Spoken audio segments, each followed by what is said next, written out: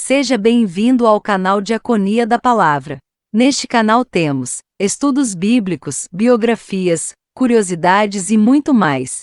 Não esqueça de deixar o seu like e se inscrever no nosso canal. Quem foi Martinho Lutero? Apesar de suas falhas, Martinho Lutero era um homem cujo coração estava cativo pela palavra de Deus. Ele foi usado poderosamente por Deus para inaugurar a Reforma Protestante, que serviria para recuperar as verdades centrais do Evangelho que haviam sido obscurecidas pela religião e superstição medieval.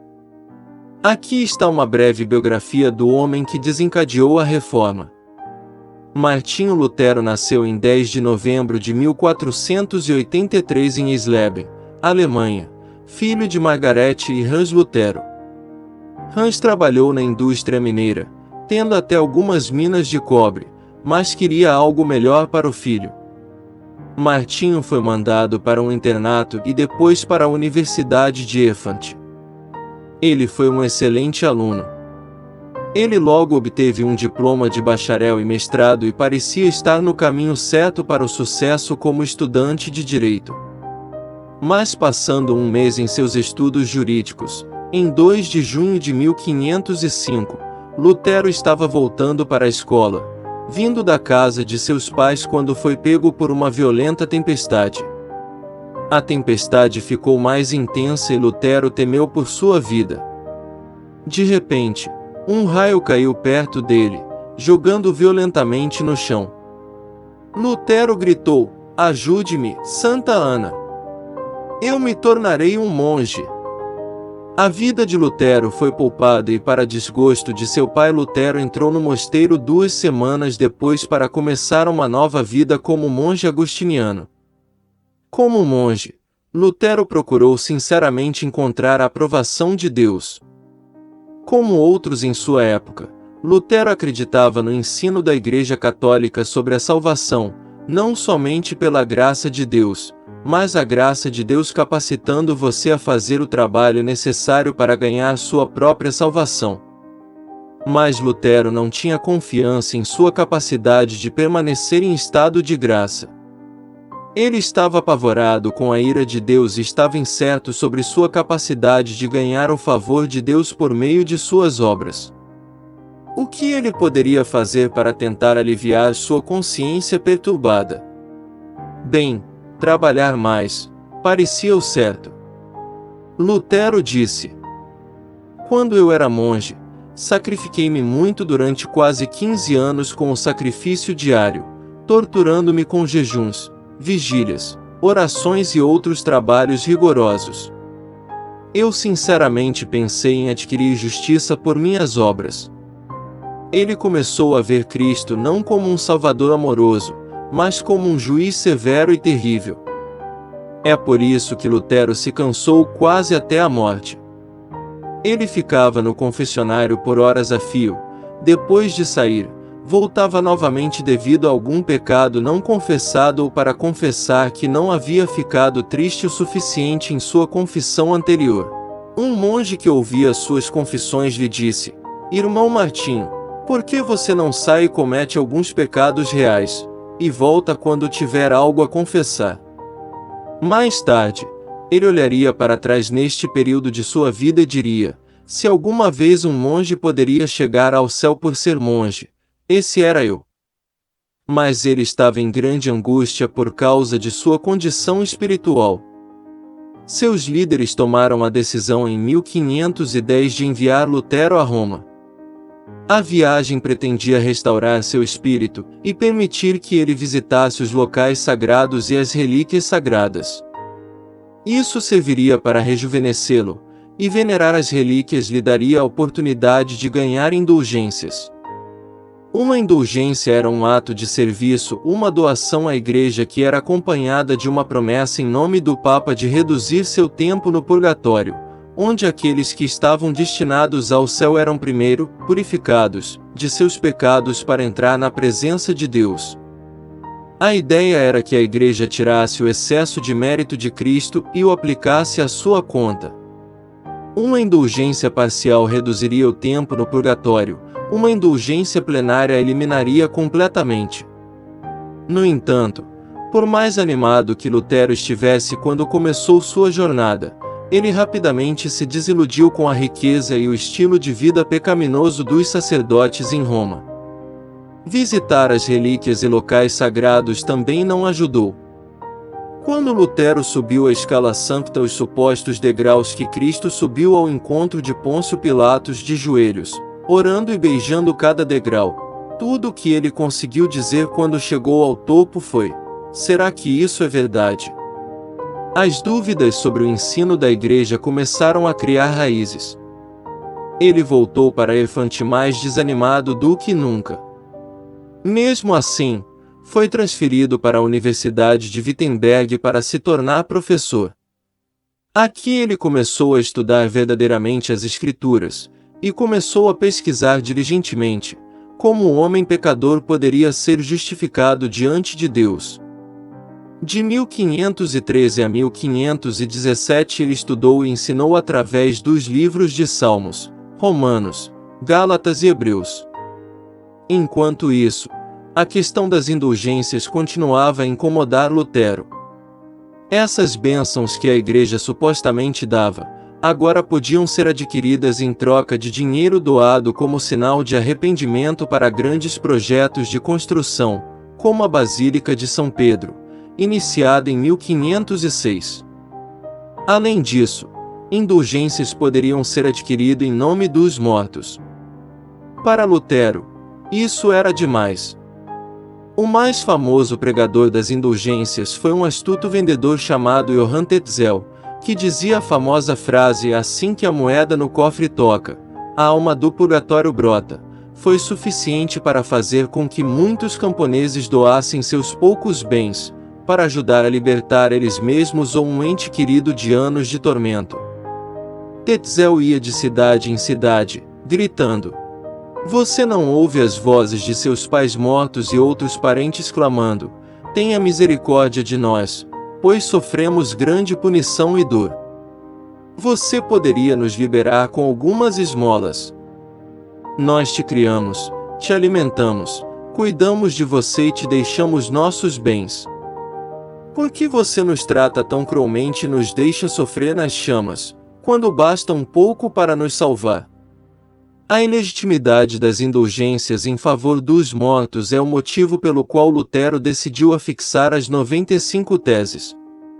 Em 31 de outubro de 1517, Martinho Lutero pregou suas 95 teses na porta da Igreja do Castelo em Wittenberg, Alemanha.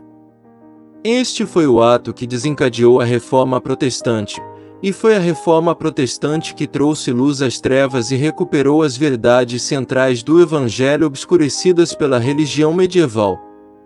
Lutero queria ter uma discussão teológica séria, se a emissão de indulgências em nome dos mortos era bíblica ou aprovada pelo Papa. Neste ponto, ele não questionou totalmente as indulgências, nem o purgatório, nem a primazia do Papa. Na verdade, ele defendeu o Papa e assumiu que o Papa acabaria com essa venda obscura de indulgências. Ele disse, basicamente, se isso fosse verdade, e o Papa pudesse deixar as pessoas saírem do purgatório, por que em nome do amor ele não deixaria todo mundo sair? Lutero não estava tentando causar problemas.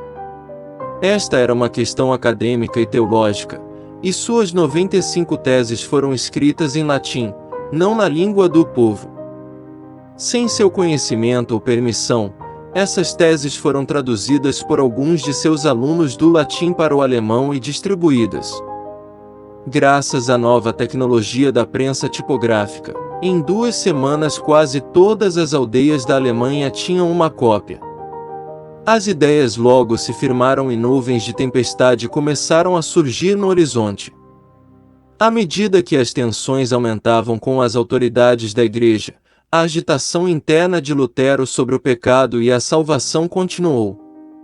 De repente, como se estivesse lendo pela primeira vez, Lutero veio a entender o pleno significado de Romanos capítulo 1 versículo 17, que diz: porque nele se descobre a justiça de Deus de fé em fé, como está escrito, mas o justo viverá pela fé. Lutero disse de sua revelação. Por fim, pela misericórdia de Deus, meditando dia e noite, prestei atenção ao contexto das palavras, a saber, nela se revela a justiça de Deus, como está escrito, aquele que pela fé é justo viverá. Ali comecei a entender que a justiça de Deus é aquela pela qual o justo vive por um dom de Deus, a saber, pela fé. E este é o significado. A justiça de Deus é revelada pelo Evangelho, ou seja, a justiça passiva com a qual Deus misericordioso nos justifica pela fé, como está escrito, aquele que pela fé é justo viverá. Aqui eu senti que tinha nascido de novo, e tinha entrado no próprio paraíso através de portões abertos. A salvação é pela graça através da fé, não por ações ou jejuns ou peregrinações ou sacramentos. A justiça diante de Deus não foi conquistada por nossas obras, mas foi um presente de Deus para nós recebido pela fé. É o que Lutero viria a chamar de justiça estrangeira, que vem de fora de nós. É a justiça de Cristo, aplicada a nós pela fé. Lutero ficou muito feliz, mas esta verdade do Evangelho da salvação pela graça somente através da fé somente, e não das obras, imediatamente levou Lutero a uma disputa ainda maior com a doutrina católica. O que ele deveria fazer? Ele deve ignorar as Escrituras para obedecer à Igreja, ou deve desafiar a Igreja a obedecer às Escrituras? Em vez de estarmos sujeitos às Sagradas Escrituras, deveríamos estar sujeitos às sagradas tradições, como a Igreja ensinava. Lutero acreditava que devemos estar sujeitos somente às Escrituras, e que as Escrituras têm autoridade para corrigir as tradições quando estiverem erradas. Ele disse: um simples leigo amado com as Escrituras deve ser acreditado acima de um papa ou concílio. Nos meses seguintes, Lutero declarou que a salvação era somente pela graça e não pelas obras, que a Igreja não era infalível, que Jesus Cristo e não o Papa era o cabeça da Igreja, e que os sacerdotes e os sacramentos não eram necessários para receber a graça de Deus. Seguiu-se uma guerra de palavras. Uma bula papal, o edito, chamou Lutero para se arrepender e o ameaçou de excomunhão. Em 10 de dezembro de 1520, Lutero a queimou. Isso era equivalente à traição. Lutero escreveu mais obras teológicas, muitas das quais falavam contra o sistema sacramental da Igreja Romana. Lutero declarou: nenhum crente cristão pode ser forçado a acreditar em um artigo de fé além da Sagrada Escritura. Em 17 de abril de 1521, Lutero foi convocado para a Dieta de Worms, um conselho imperial realizado em Worms, na Alemanha, que decidiria o destino desse monge problemático. O Sacro Imperador Romano, Carlos V, presidiu o caso. Havia uma grande mesa com todos os escritos de Lutero. Os oficiais romanos exigiram saber se estes eram seus escritos e se ele iria ou não se retratar. Lutero esperava debater suas ideias, não ser forçado a retificá-las. Ele pediu um dia para considerar o assunto. Se ele se retratasse, sua vida seria salva. Se não o fizesse, seria declarado herege, o que era uma sentença de morte naqueles dias. Embora ele tivesse uma carta garantindo-lhe passagem segura para Worms, quando esta carta expira-se, ele sabia que poderia ser morto por qualquer um e eles não seriam punidos. O governo civil também o mataria, como muitos outros que se rebelaram contra a Igreja de Roma. Depois de muita oração, Martinho Lutero voltou ao concílio e declarou corajosamente: a menos que eu esteja convencido pelo testemunho das Sagradas Escrituras ou por uma razão evidente, pois não posso acreditar nem no Papa, nem nos concílios sozinho, pois é claro que eles erraram repetidamente e se contradizem. Me considero condenado pelo testemunho da Sagrada Escritura, que é minha base.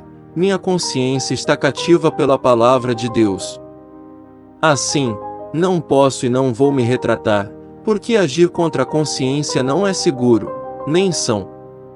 Aqui estou, Não posso fazer outra coisa. Deus me ajude. Lutero assumiu a posição de que sua autoridade máxima seria a palavra de Deus, independentemente do que a Igreja ensinasse. Para proteger sua vida, seus amigos o sequestraram e o esconderam no castelo de Wartburg. Aqui ele se escondeu por 10 meses disfarçado. Ele deixou a barba crescer e adotou o nome de Cavaleiro George. Ele não estava simplesmente se escondendo. Durante seu tempo no exílio, Lutero empreendeu a tradução do Novo Testamento para a língua do povo alemão. Lembre-se, nessa época as escrituras só estavam disponíveis em latim. Fosse você inglês, alemão, francês ou espanhol, sua Bíblia era em latim, a Vulgata Latina, a Bíblia que Jerônimo havia produzido em 380 d.C. Mas as pessoas não sabiam falar latim e o clero não era bem treinado em latim. Ler e estudar as escrituras era algo reservado apenas aos acadêmicos e à elite. Lutero não pegou simplesmente a Vulgata e traduziu o latim para o alemão. Não, ele voltou para as fontes originais. Ele traduziu seu Novo Testamento alemão do grego original. Em 3 meses, Lutero havia traduzido todo o Novo Testamento. Este é um feito incrível, e ainda mais considerando o impacto monumental que esta tradução teria sobre o povo alemão. Pela primeira vez, um crente comum podia ler a Bíblia por si mesmo. Lutero foi ajudado por seu amigo e colega reformador Philip Melanchthon, um erudito grego, e, tendo começado o Novo Testamento em novembro ou dezembro de 1521, o completou em março de 1522, pouco antes de deixar o castelo de Wartburg para retornar a Wittenberg. Após algumas revisões, o Novo Testamento alemão foi disponibilizado em setembro de 1522. Lutero imediatamente começou a trabalhar na tradução do Antigo Testamento. Os primeiros 5 livros, o Pentateuco, foram traduzidos em 1523, e os Salmos foram concluídos em 1524. Em 1534, toda a Bíblia havia sido traduzida. Esta não foi a primeira tradução alemã, mas foi a melhor e se tornou a principal Bíblia do povo alemão. Lutero sabia que para o povo retornar à verdade do Evangelho, que somos salvos pela graça através da fé em Jesus Cristo, eles precisavam das Escrituras em sua própria língua. Se Lutero não tivesse feito mais nada, nunca tivesse pregado um sermão, nunca tivesse escrito um tratado, nunca tivesse insultado um papa, nunca tivesse se posicionado em ONUs, sua tradução das Escrituras para o alemão teria impulsionado a reforma. Como a Bíblia não estava mais em uma língua estrangeira, mas na língua do povo, a reforma não dependia das obras de nenhum dos reformadores, mas dependia da palavra de Deus. As pessoas consumiram a palavra de Deus de uma forma fenomenal. A impressora de Wittenberg vendeu cerca de 100.000 exemplares em 40 anos, o que é um número enorme naquele tempo, e esses exemplares foram lidos e relidos por milhões de alemães.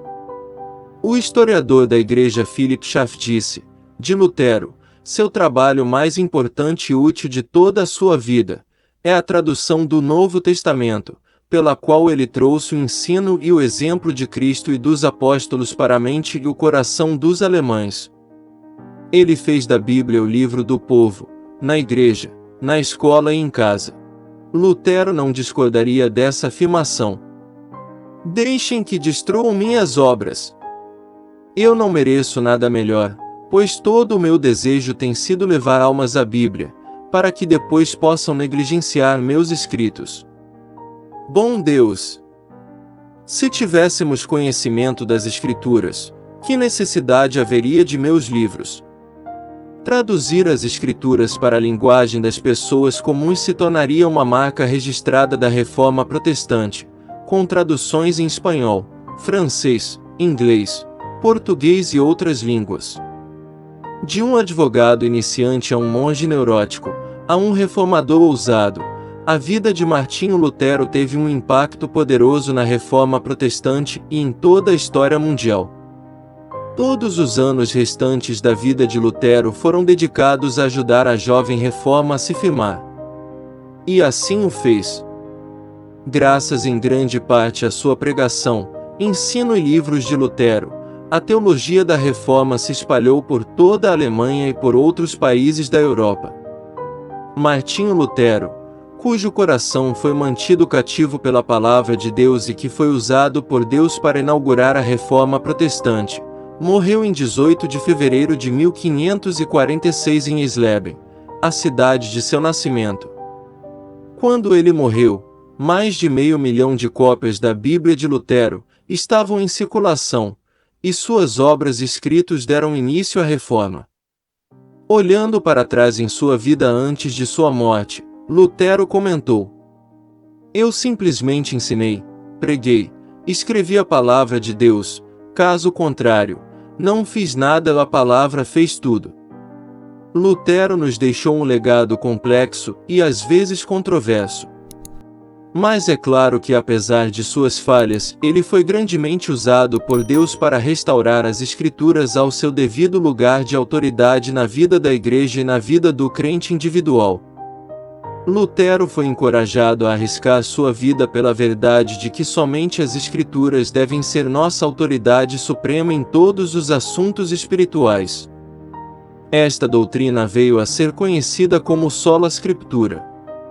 É por esta razão que a Reforma Protestante foi capaz de continuar se espalhando mesmo após sua morte. Por mais ousado líder que Lutero fosse, a Reforma não era um culto à sua personalidade, era um movimento para retornar à verdade das Escrituras.